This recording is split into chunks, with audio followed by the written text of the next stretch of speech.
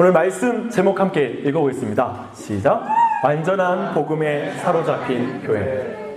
완전한 복음에 사로잡힌 교회이지 완전한 교회를 말하지 않습니다. 이 땅에서 우리 모두가 완전한 교회는 만날 수 없겠죠. 하지만 완전한 복음을 의존하고 그 복음을 추구하고 그 복음으로 계속해서 나아가는 그런 교회들은 우리가 만날 수 있을 것입니다. 오늘 본문 말씀 자체는 우리가 잘 알고 있는 예루살렘에서 있었던 회의예요. 이걸 예루살렘 공회라고도 부르는데, 이 회의 가운데 나눈 이야기는 뭐냐면 굉장히 중요한 의미를 가지고 있는데, 이제 이방인 그리스도인이 유대인의 율법, 즉 모세의 율법을 다 지키지 않아도 된다, 그렇게 해도 된다는 그런 선언이 있었던 그런 회의예요. 그래서 특별하게 이 일이 우리가 선교사들 후보생들이 선교 역사를 배울 때 매우 중요한 분기점의 사건이다, 이렇게 말하기도 합니다. 굉장히 중요한 사건이죠. 오늘 본문 이후에는 배우 베드로가 등장하지 않습니다. 사도행전에 더 이상. 베드로 개인적으로도 오늘 발언이 사도행전에서 마지막 발언이기도 하고요. 그래서 오늘 본문 자체 굉장히 그런 중요한 의미를 가지고 있는데, 실은 오늘 회의 자체가, 이 특별한 회의가 자기들이 막 계획해서 의도적으로 모이는 만남이 아니라 안디옥 교회에서 있었던 어떤 분쟁, 즉 소송이 이젠 예루살렘 교회로 올라왔어요. 이 문제를 해결해 주세요 하고 이런 소송이 있었던 거죠. 그것이 바로 성경에 기록되는 것입니다. 사실은 바울이 쓰는 모든 서신서 있잖아요. 신학의 그 서신서들이 대부분 문제를 해결하기 위한 편지예요. 근데 그게 성경이에요. 재밌죠? 되게 편탄한 인생, 아무런 문제가 없는 것 가운데 하나님의 뜻이 제대로 계시되고 이루어질 것 같은데, 하나님의 계시의 말씀 자체가 문제 많은 인생들 속에 들어와 그 말씀으로 지도하는 것이 하나님의 말씀인 거예요. 예수 그리스도가 누구십니까? 도저히 죄의 문제로 헤어날 수 없는 죄덩어리, 저는 그 죄의 장아찌라고 부르기도 하죠. 죄의 장아찌와 같은 우리의 인생 속에 오신 분, 육체를 가지고 오신 분이 예수 그리스도 아닙니까? 그런 의미 안에서 우리 또한 많은 것을 배울 수가 있을 것입니다. 그런데 중요한 건 뭐냐면, 오늘 예루살렘 회의가 있잖아요. 문제를 해결했다, 그 자체가 굉장히 중요한 게 아니에요. 갈등 없이 문제를 해결한 너무나 멋진 사건이야, 이것 자체가 오늘 사건의 중요한 목적이고, 그것 때문에 이런 문제가 있었는데 예루살렘 그 공회가 너무 지혜롭게 해결했어, 여러분 모두 이것을 기억해 주세요, 이렇게 그 결과를 강조하기 위해서 하는 본문이 아니라, 사실 오늘 본문은 복음의 완전성에 대한 부분이에요. 복음이란 무엇인가? 믿음이란 무엇인가? 그 믿음이 미치는 사람이 이 이방인과 온 세상 사람까지 미치는 것이다, 그런 부분들을 정확하게 드러내고 있죠. 또 한 가지는 그 복음과 그 믿음을 가진 사람들이 생각이 다르고 문화가 다르고 그리고 어떤 배경이 다르고 이런 모든 자기의 어떤 가치관이 다른 사람들 안에 이 사람들을 어떻게 받아야 하는가, 복음적 원리에 따라서 우리는 교회 안에서 전혀 다른 사람들을 어떻게 받아들여야 하는가, 근본적인 그러한 부분들도 다루고 있습니다. 그래서 오늘 말씀 통해서 우리 어린 친구들도 집중해서 들을 때 깨달아지는 은혜가 또 성령께서 도우심 가운데 있길 바랍니다. 네, 오늘 안디옥 교회의 분쟁 한번 천천히 살펴보시자고요. 오늘 안디옥 교회의 분쟁은 어떤 이유 때문에 있냐면, 모세의 법대로 할례를 밟지 아니하면 너희 구원을 받지 못한다라는 어떤 사람들이 나타나요. 근데 이 어떤 사람들이 5절에 보니까 바리새파 사람들이라고 말해요. 이것을 다른 성경에 보면 거짓 교사들이라고 말하기도 해요. 그래서 이 거짓 교사, 다른 어떤 말들을 전하는 이 사람들이 와서 모세의 법대로 지켜야지만이 구원을 받는다라는 것을 가르치기 시작하는 거죠. 그 가운데 2절에는 이제 이 바울과 바나바와 바리새파 사이에 논쟁이 일어나요. 근데 어떻게 표현하고 있냐면, 그 둘 사이에 적지 아니한 다툼과 변론이 일어난지라 해서 굉장히 치열한 논쟁이 일어났다는 걸 말하고 있어요. 굉장히 어쩌면 이런 거죠. 헛소리 하지 마! 이런 호통 소리가 오고 갔을 것이고요. 다툼 소리, 큰 소리 지르고 이렇게 윽박 지르는 소리도 들렸을 거예요. 굉장히 과격한 이야기가 오간 거예요. 너무 고상하게 읽을 필요 없어요. 정말 성경 이 말씀대로 아주 거친 이야기들이 오갔을 거예요. 격렬했을 거예요. 그런 분쟁들의 사건이 있었던 것이죠. 근데 그 분쟁이와 우리가 본 대로 모세의 법대로 할례를 받지 않으면 능히 구원을 받지 못한다. 능히 구원을 받지 못한다. 구원 받으려면 모세의 법대로 할례를 받아야 된다. 그래서 구원의 조건에 이 모세의 법을 넣습니다. 근데 한번 생각해 보십시다. 여러분 생각할 때 굉장히 심각한 문제인가요?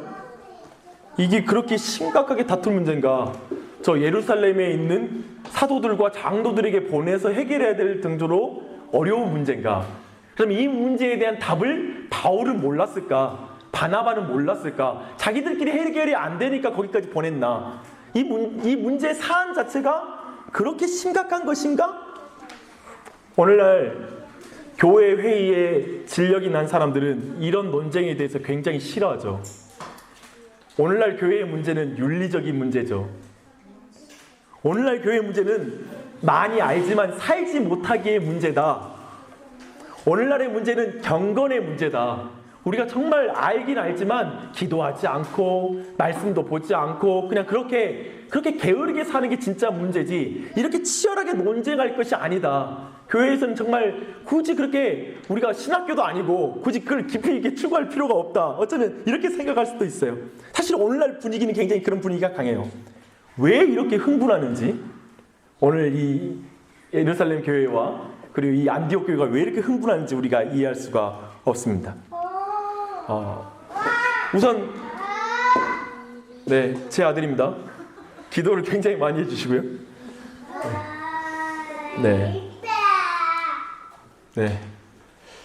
정말 기도가 많이 필요해요.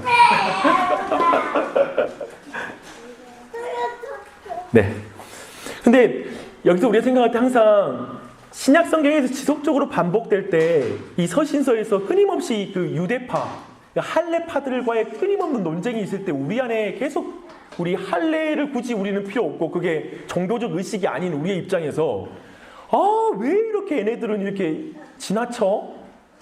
이 이스라엘 애들이 이렇게 할례에 집착을 해? 이 마음이 들잖아요. 그런데 사실 어제 한 형제와 대화 가운데 이 본문이 이해된다고 하는 부분이 있었어요. 근데 어떤 부분이냐면, 제가 이거에 대해서 여러분 마음이 어떤지 볼게요. 저희 교회가 절기를 안 지켜요. 저희 교회가 지금 그 순환절이라고 말하는 순환절기, 그리고 고난주간이 다가오고 있고요. 그리고 여러 교회에서 이제 부활주일이 있어요. 막 이런 주간, 막 성령 감림주일, 막 이런 교회의 절기에서 교회에서 그때 이 특별한 예배를 드리는데 안 지켜요. 마음이 흥분이 됩니까? 왜 안 지켜? 우리 교회 이단 아니야? 갑자기 이상해. 늘 좀 많이 이상했지만 드디어 이상한 게 발표. 어쩌면 이렇게 생각할 수 있겠죠. 근데 어떤 사람은 당연히 지키지 않는 게 맞지 않아? 라고 생각하는 사람이 이 자리에 있을 수 있어요. 왜냐면 그런 게 익숙한, 물론 그 자체의 교회 문화를 보는 사람은 그게 전혀 상관없다라고 말할 수 있는 분도 이 자리에 앉아 계십니다. 근데 그 기분으로 설교를 들으시자고요. 제가 왜 이 말을 언급하냐면, 우리 모두가 뭐가 내가 익숙하게 왜 그 절기를 지키지 않을 때 우리 안에 어려운 마음이 있냐면, 저도 이해하는 게 뭐냐면, 우리는 절기를 통해서 많은 은혜를 경험해 왔어요. 자기들마다 그 십자가의 은혜를 더 묵상했었고, 그 안에 가운데 자기마다 영적인 유익이 있었기 때문에 그걸 안 지키는 게 굉장히 화가 나고 어쩌면 흥분될 수 있는 거예요.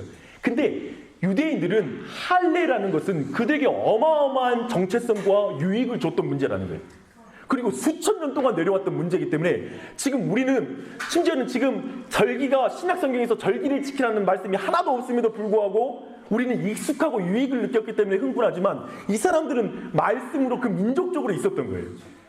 여기서 지금 흥분하지 않을 수가 없는 거예요. 그 흥분되는 마음을 가지고 오늘 이 논쟁을 같이 살펴보는 게 굉장히 중요합니다. 근데 오늘 말하는 뭐냐면, 이방인이 구원받는 것까지 인정한다. 하지만 그들이 구원받는 데 있어서는 우리가 믿고 있는 모세의 법을 지키고 할례를 행해야지만이 구원받을 수 있다. 최소한 이 정도는 지켜줘야 되는 거 아니냐라고 이렇게 그들이 말하고 있고 주장하고 있는 것이죠. 그런데 여기서 또 한 가지 질문이 있습니다. 저는 개인적으로 있잖아요. 그 할례파들이 흥분하는 건 이해돼요. 근데 바나바와 바울은 왜 흥분하는가? 왜 흥분합니까? 바나바와 바울은 굉장히 믿음도 뛰어나고 또 구약에 대한 지식도 충분하고 또 또 유대인의 문화에 대해서 누구보다 잘 이해하는 사람이잖아요. 근데 왜 굳이 맞짱을 뜨잖아요. 한판 붙었어요. 논쟁이 일어난 거예요. 왜 그랬을까? 왜 그렇게 흥분할까? 또 왜 그렇게 수고할 필요가 있나? 왜 우리가 보면은 그 예루살렘에서 안디옥까지 거리가 대략 480km예요. 그러니까 지금 이 문제를 해결하려면 너무 수고해야 돼요. 480km 걸어서 가야 되니까. 아니면 뭐 교통수단을 이용할 수 있겠지만, 마차를 이용할 수 있겠지만 그렇게 넉넉한 형편은 아니었으니까요. 근데 왜 굳이 이렇게 그가 수고를 감당해야 하는가? 그 이유는 이것입니다. 이 할례를 지켜서 구원이 확보된다면 복음이 훼손되기 때문입니다. 복음의 완전성이 깨지기 때문입니다. 예수 그리스도만으로 구원받는 게 아니라 다른 조건이 붙어서 구원에 대한 것이 이루어지기 때문에 바울과 바나바는 굉장히 여기서 흥분할 수밖에 없는 것이죠. 이것이 깨지고 여기서 무너지면 이방인들의 회심 가운데 수없이 많은 복음에 대한 훼손이 일어날 것이 뻔하기 때문에 흥분할 수밖에 없는 거예요. 오늘날도 동일해요. 복음을 떠난 신자들이 교회를 파손시켜요. 교회를 깨뜨려요. 오늘날도 이런 일이 없을까요? 복음으로부터 떠나는 일. 현대 그리스도인의 어떤 설교와 목회자에 대한 기대는 뭐냐면 성경만 충실하게 전하라는 거예요. 제가 보니까 요즘 너무 그래요. 그런 정서가 팽배해지고 있어요. 목사님 다른 이야기 하지 마시고요. 정말 말씀만 충실하게 전해 주십시오. 근데 성경을 충실하게 전하면 어떻게 될까요? 너무 이론적이에요 라고 말을 하죠. 이게 복잡해요. 굉장히 어려워요. 근데 문제는 뭐냐면 바르게 이해할 때 바른 삶이 나온다는 거예요. 성경의 복음을 정확하게 이해할 때 바른 그에 따른 복음적 원리에 따른 삶을 살 수가 있다는 것이죠. 보십시다. 예수 그리스도는 구약을 어떻게 이해했냐면 자신이 죄인을 위하여 십자가를 짐으로 그 구약의 완전한 말씀을 성취해야 된다는 것 때문에 그분은 십자가를 지셨어요. 그런데 중세의 유럽인들은 십자가의 복음을 어떻게 이해하고 말씀을 어떻게 이해했냐면 자신이 복음을 가졌기 때문에 저 쓰레기와 같고 지옥의 땔감과 같은 이방인들을 다 죽여도 그들을 죽여도 아무런 문제가 없다고 생각하고 복음을 가지고 십자가의 그림을 가지고 가서 사람들을 살해했죠. 정말 그 민족을 말살했죠. 이 십자군의 잔혹성을 말할 때 뭐라고 말하지? 동로마라고 말했죠. 그리고 콘스탄티노플이 그 수도였죠. 근데 콘스탄티노플의 수도에 있었던 그 기독교인들이, 즉 동방 정교의 사람들이 역사적 기록을 따르면 이 이슬람 사람들이 자기 이제 터키의 지금의 앙카라가 아니라 어디죠? 이스탄불을 점령할 때, 이스탄불이 지금 콘스탄티노플이니까요. 거기를 점령할 때 동로마의 그리스도인들이 환영했대요. 왜냐하면 저 유럽에서 내려온 십자군들이 그 여인들을 강간하고 아이들을 죽이고 얼마나 무참하게 살해했는지 그들의 치하에 있는 것보다 이슬람의 치하에 있는 게 더 낫다라는 판단을 내릴 정도였던 거예요. 도대체 어떻게 동일한 성경을 가지고 있는데 이렇게 전혀 다른 성경의 해석과 또 전혀 다른 성경에 따른 삶이 있을까요? 이 부분인 것이죠. 복음을 정확하게 이해해야 된다는 것, 복음을 바르게 이해해야 되고 성경을 바르게 이해한다는 건 결국 바른 삶, 성경적 바른 삶이 그 이해로부터 오기 때문입니다. 복음에 대한 바른 이해로부터. 그런 부분을 생각할 때 우리는 중요성을 알 수 있을 것입니다. 여러분, 질문 있습니다. 잘못된 복음이 전파되는 것 때문에 분노를 느낀 적 있습니까? 복음이 훼손되고 축소되는 것 때문에 속상한 적 있으십니까? 복음이 너무 무례하게 전해지는 것 때문에 마음 아파한 적 있으십니까? 제가 왜 이 질문을 드리냐면 오늘날 많은 그리스도인들은 다른 것에 흥분합니다. 근데 정말 정작 복음이 바르게 전파되지 못하고 복음이 내 삶 속에서 복음이 축소되고 복음이 내 삶에서 훼손되는 것, 내가 미워하고 더러운 말을 말하고 세상에 똑같은 개념으로 살아갈 때 사람들이 나를 볼 때 복음이 축소되고 있고 훼손되고 있다는 사실 때문에 스스로에 대해서도 못마땅스러워하고 스스로에 대해서 불만족스럽고 어떤 거룩한 불만족 가운데 아파하는 그 경험이 오늘날 많은 신자들에게 없는 것이죠. 내 삶에서 복음은 참지를 못해. 내 삶에서 복음은 남을 이해하지를 못해.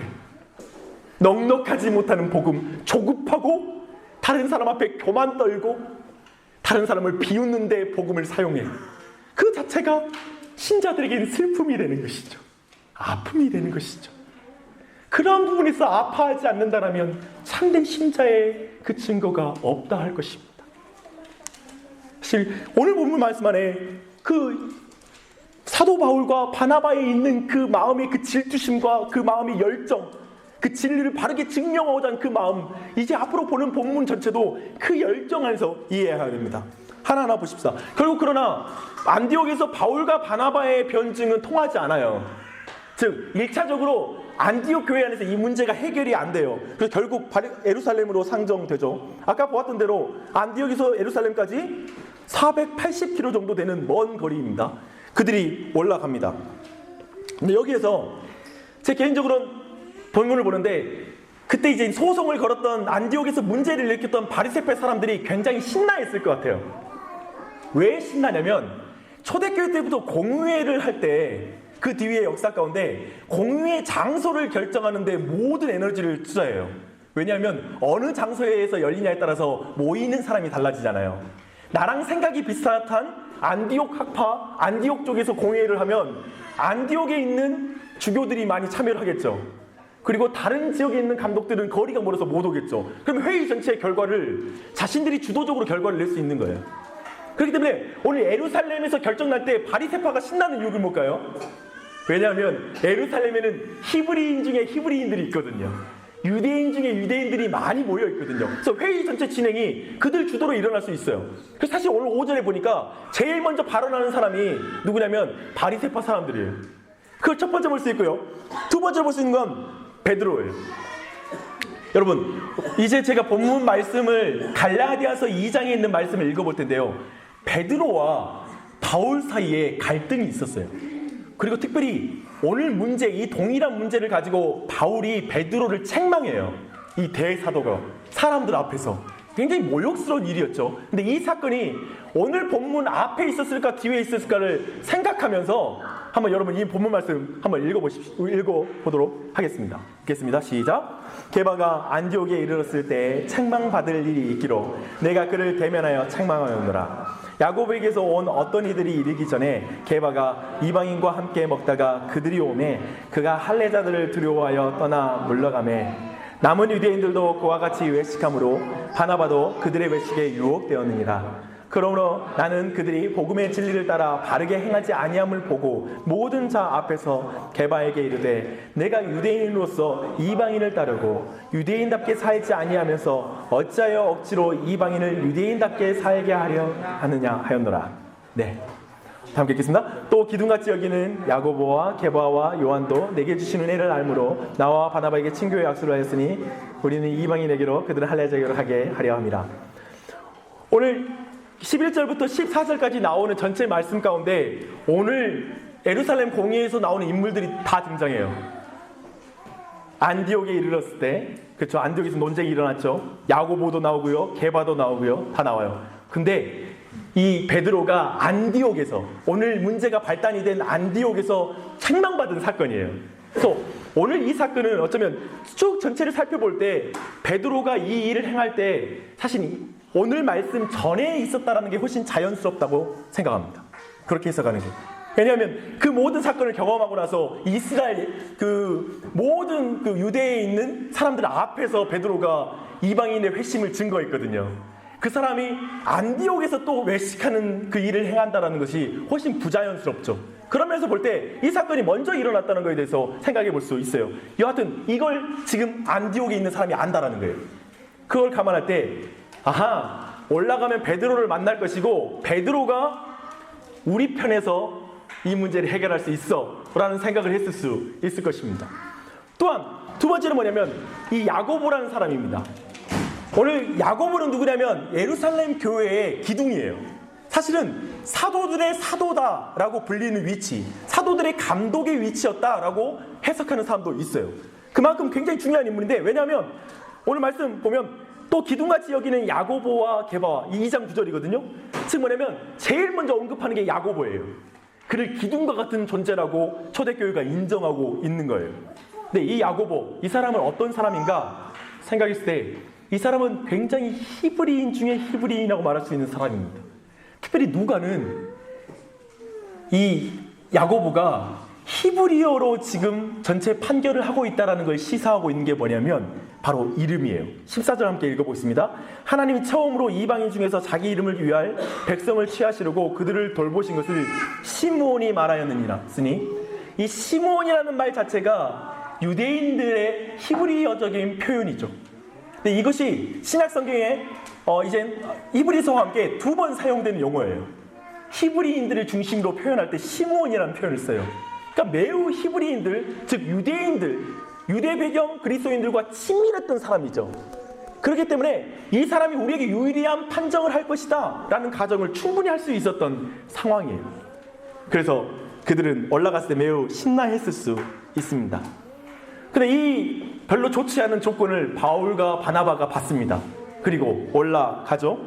그리고 5절부터 이제 바리새파의 발언이 있고 그 뒤로 7절에 보니까 또한 그들 사이에 많은 변론이 있었다라고 말합니다. 즉 대화가 많이 주고받은 것입니다. 그리고 나서 베드로가 일어나서 말을 합니다. 베드로의 사건은 시종일관 이제 읽어보실 때 어떤 사건이 연상되는지 한번 생각하시면서 한번 쭉 읽어보겠습니다. 지난주 설교에서 다룬 내용인데요. 어떤 사건이죠? 고넬료의 회심. 그 사건과 연결되어서 나오고 있어요. 지난주의 말씀 제목이 기억나세요? 하나님께서 사람을 외모로 보지 아니하신다라는 것을 아니하시고 사람을 선택하시고 구원하신다. 즉 할례와 이스라엘 사람들에서 구원, 그들의 혈족 가운데 구원을 이루시는 게 아니라 그분이 예수 그리스도 안에 있는 믿음 가운데 모든 민족을 부르신다라는 것들을 고넬료를 통해서 배웠는데요.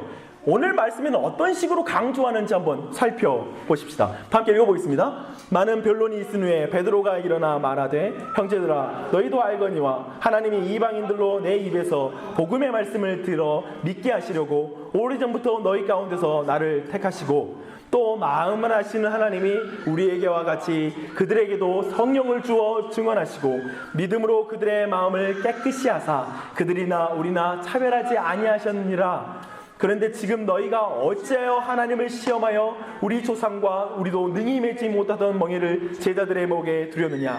그러나 우리는 그들이 우리와 동일하게 주 예수의 은혜로 구원받는 줄을 믿노라 하니라. 계속 강조하는 게 뭐예요? 이제 할례가 아니라 마음이라는 단어가 계속 반복적으로 사용되죠. 그리고 뭐냐면 그들의 회심 가운데는 성령이 인쳤다, 성령이 증언자이다 라는 걸 강조하고 있고요. 또한 우리에게와 같이 그들에게도 성령을 줬고 그들이나 우리나 차별하지 않는 복음이다. 복음의 사랑은 결코 혈족 가운데 제한되지 않냐고 모든 민족에게 그분의 사랑이 미친다 라는 걸 계속해서 다루고 있습니다. 즉 베드로의 말은 뭐냐면 하나님이 구원하시는데 네가 뭐냐? 하나님이 그들을 불렀는데 너희들이 뭐라고 말하느냐? 라고 말하는 것입니다. 그런 가운데 바울과 바나바의 사례 보고가 12절에 이어집니다. 그리고 야고보의 맺은 말로 13절부터 21절까지 야고보의 맺은 말로 이어집니다. 여기에서 질문이 있습니다. 왜 이렇게 복잡하고 반복적이며 수고스러운 회의를 할까요? 왜 본문과 같이 이렇게 여러 번 반복되잖아요. 논쟁이 너무 많잖아요. 아마 여러분 여기에 있는 사람들은 그 자리에 있었으면 빨리 도망치고 싶을 거예요. 누구나. 뭐 이렇게 그냥 관념적인 이야기 아니야. 이렇게 토론하고 이렇게 논쟁을 해. 좋게 가지 라는 말을 우리가 쉽게 말할 수 있었을 것입니다. 왜 이렇게 복잡하고 반복적이며 수고스러운 회의란가? 두 번째, 왜 이렇게 변론이 많은가? 그냥 한 사람이 결론을 내리든지 똑똑한 사람이 한 명이 나서서 좀 빨리 끝내지 왜 이렇게 다른 사람에게 의견을 물어보나? 기도하면 한 마음이 되지 않나?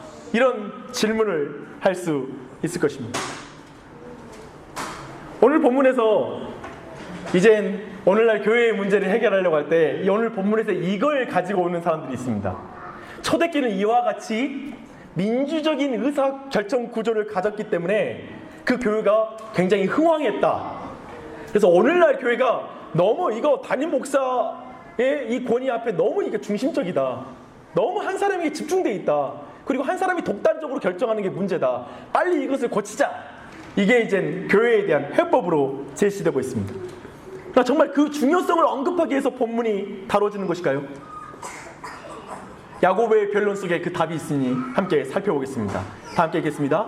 말을 마침에 야고보가 대답하여 이르되 형제들아 내 말을 들으라. 하나님이 처음으로 이방인 중에서 자기의 이름을 위할 백성을 취하시려고 그들을 돌보신 것을 시몬이 말하였으니 하나님이 처음으로 이방인 중에서 자기 이름을 취할 백성을 이것을 시몬이 말하였으니 이 부분 볼게요. 신명기 14장 2절과 비교해서 지금 사도 야고보는 그 부분을 거론합니다. 그러니까 이 말씀을 처음 들었을 때 이스라엘 백성은 신명기 14장 2절이 연상되는 것이죠. 그 말은 뭐냐면 너는 내 하나님 여호와의 성민이라. 여호와께서 지상 만민 중에서 너를 택하여 자기 기업의 백성으로 삼으셨느니라. 이 말씀, 즉 그 동일한 말씀이 이제 이방인에게도 동일하게 해당된다라고 역으로 적용하는 거예요. 이제 이방인 가운데서 내가 원하는 백성을 불러 내 백성으로 삼겠다라는 것, 즉 신명기의 말씀의 궁극적인 성취를 드러내고 있습니다. 그 다음 말씀 읽겠습니다. 선지자들의 말씀이 이와 일치하도다. 기록된 바 이후에 내가 돌아와서 다윗의 무너진 장막을 다시 지으며 또 그 허물어진 것을 다시 지어 일으키리니 이는 그 남은 사람들과 내 이름으로 일컬음을 받는 모든 이방인들로 주를 찾게 함이라 하셨으니. 오늘 이 말씀은 아모스 9장 11절로 12절의 성취를 말하고 있습니다. 그날에 내가 다윗의 무너진 장막을 일으키고 그것들의 틈을 막으며 그 허물어진 것을 일으켜서 옛적과 같이 세우고 그들이 에돔의 남은 자와 내 이름으로 일컫는 만국을 기업으로 얻게 하리라. 이 일을 행하시는 여호와의 말씀입니다. 다윗의 무너진 장막, 아까 남겨진 자를 표현했는데요. 그 남겨진 자에 대한 원래 아모스서의 말씀은 에돔은 이스마엘의 후손이죠. 즉 선택받았던 그 이삭, 그들만의 후손이라고 자랑했던 이스라엘 백성에게 이제 에돔의 백성들 또한 주님께 돌아올 거, 내 백성 삼을 것이다. 그렇죠. 이방에 있는 민족들도 내 백성 삼을 것이다라는 이 아모스. 특별히 야고보는 여러 선지자들을 거론하지 않고 아모스만 거론해요. 왜 그러냐면 이 아모스에게 모든 구약의 예언과 모든 것이 이 한 사람에게 지금 성취된 걸 그냥 이 한 사람을 대표적으로 쓰는 거예요. 다 거론할 필요가 없다. 아모스의 이 말씀 가운데 이 일이 이루어졌다는 걸 강조하고 있는 것입니다. 여러분, 우리 다시 한번 생각해 보십시다. 참 이 전체 말씀 가운데 아까 제가 질문했던 거 되게 민주적인 걸 강조하려고 했다면 사도행전의 이 말씀은 그걸 벗어났어요. 왜냐하면 베드로와 야고보의 견해만 올려놨거든요. 여기서 우리 안에 좀 속상한 건 뭐냐면 결국 어떤 영적 권위, 어떤 이 사도들 중심으로 결국 회의가 진행된 거 가지고 굳이 왜 그랬나? 결국 기록된 건 그 두 사람이잖아요. 너무 유명한 사람, 핵심적인 사도들이거든요. 왜 그들만 기록했을까? 그들이 너무나 뛰어나고 인정받고 유명했기 때문에 유명한 사람의 이름에 힘입어서 결정나야지 문제가 없으니까 그런 것인가? 성경 자체는 그걸 말하고 있지 않은 거예요. 오늘 야고보가 계속해서 강조하는 건 뭐냐면 철저히 구약의 말씀의 성취, 하나님의 말씀의 성취를 계속해서 강조하는 거예요. 즉 이제까지 살펴본 대로 이렇게 이제 마무리할게요. 이거 정리돼야지 좀 정리가 쉽게 될 거예요. 너무 복잡하시죠? 이제 마무리할게요. 왜 이렇게 복잡하게 회의하고 변론하고 수없이 많은 과정을 거치는가? 왜 이렇게 말도 복잡하잖아요?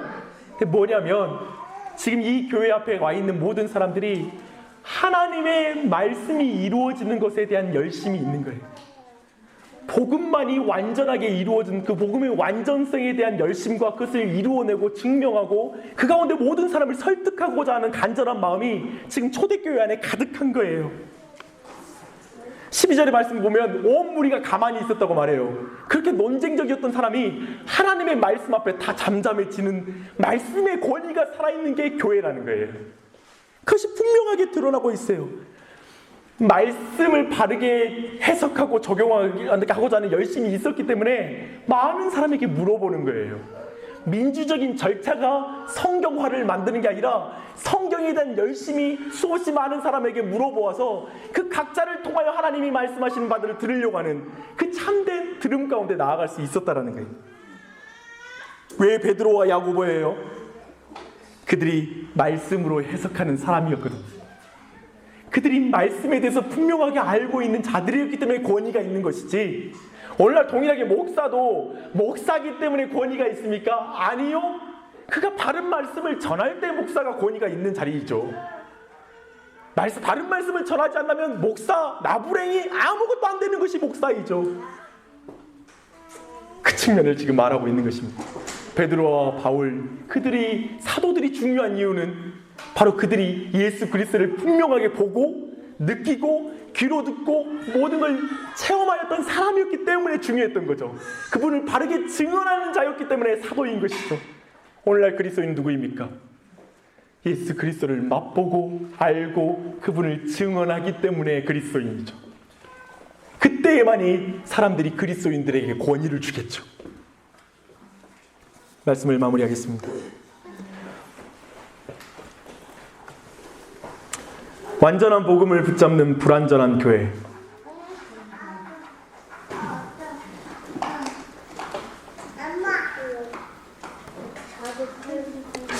오늘 본문 예루살렘 15장 예루살렘 회의에서 우리가 늘 보아야 할 것은 뭐냐면 복음과 말씀에 대한 열심입니다. 그걸 읽지 못하면 오늘 본문의 중요한 핵심을 다 놓치는 것입니다.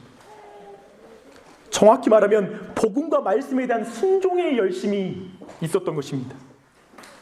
오늘날은 사사의 시대와 같습니다. 각기 자기 생각에 옳은 대로 행하는 시대이죠. 그리스도인도 크게 다르지 않은 것 같습니다. 물어보지 않습니다. 제가 보니까 요즘은요, 이상적인 교회에 대한 가르침을 받으려면 불신자들에게 가면 더 잘 알아요. 교회를 다니는 사람들은 차라리 포기하고 다녀요. 제가 받는 인상은 그거예요.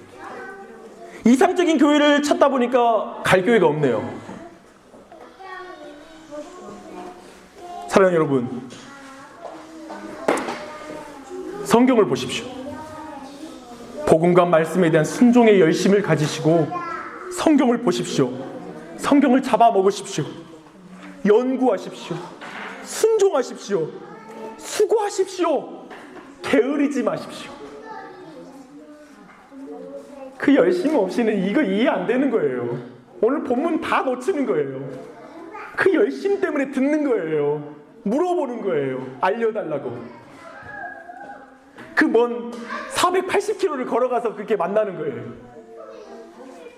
지혜로운 사람은 모든 사람에게 배우는 사람입니다. 쫓아가서 배우십시오. 겸손하게 배우십시오. 다들 똑똑해서 묻지 않습니다. 오늘날 불신자들이 아예 안 배우잖아요. 왜냐하면 너무 똑똑하니까. 오늘날 많은 그리스도인들이 함께 배우는 것을 싫어합니다. 의견을 나누십시오. 주장하기 위해서 나누는 것이 아니라 배우기 위해서 나누십시오. 더 성경의 온전한 뜻이 이루어지기 위해서 서로 말씀을 나누고 서로 이야기를 나누십시오. 저희 교회는 형제가 항상 이야기 나눕니다. 자기들이 그룹 바이블 스터디를 하는데 그 바이블 스터디의 너무 큰 유익은 나 혼자 하는 그 주관성의 위험을 탈피해서 각자가 하나님 말씀 가운데 주어지는 그 풍성함을 누리는 게 그 같이 함께 공부할 때의 유익이라고. 맞습니다. 오늘날 제가 볼 때 그리스도인들 뭐냐면 생각이 달라서 싸울까 봐서 생각을 안 나눠버려요. 다 감추고 가는 거예요. 자기 의견 다 숨기고 피상적인 만남인 거예요. 용서할 능력이 없으니까 아예 갈등 만들지 않는 교회를 다니는 거예요. 그냥 뒷짐지고 멀리서 보는 교회. 관계 맺을 필요 없는 교회를 가는 거죠. 왜냐하면 용서할 능력이 없거든요. 갈등 생기면 이제 거기서 주체를 못 하겠거든요. 여러분, 누군가 함께 하는 것 가운데 고쳐주는 것을 기뻐하십시오. 고쳐져서 말씀으로 바로 서면 그것이 우리 안에 감사 아닙니까? 바로 잡는 것. 목사가 틀리면 목사가 틀리다고 말을 해야죠. 성경에서 유배된다고. 그러면 목사는 거기에 바로 잡힌 것으로 기뻐하겠죠. 성도 또한 동일하겠죠. 함께 배우는 게 싫어 혼자 공부하지 마십시오. 한국인들 그러잖아요. 시간 낭비라고 공부 혼자 한다요. 생각해봐야 돼요. 근데 무엇보다 제가 볼 때 이건 것 같습니다. 오늘 말씀과 빗대어서 본다면 우리는 오늘날 너무 게으릅니다. 정말 하나님의 말씀과 그 복음의 완전성을 나타내는 그 일을 내가 배우고자 하는 그 열심이 진짜 너무나 없습니다. 게을러요. 이게 제일 큰 위험인 것 같아요. 열심을 내십시오. 오늘 말씀처럼 복음의 말씀에 순종하는 열심과 은혜를 구하십시다. 복음의 완전성을 믿음과 복음적 원리에 따라 만족하고 기뻐하는 삶에 집중하십시오. 19절 말씀이 이렇습니다. 그러므로 너희에게는 이방인들 중에서 하나님께로 돌아오는 자들을 괴롭게 하지 말고.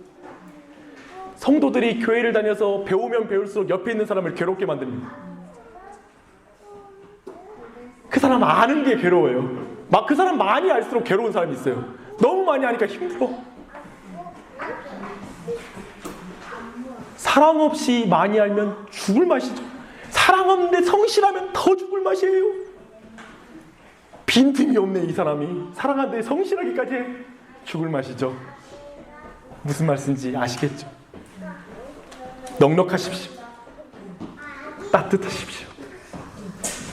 오직 도금이란 믿음과 은혜로 구원받았음을 인정하십시오.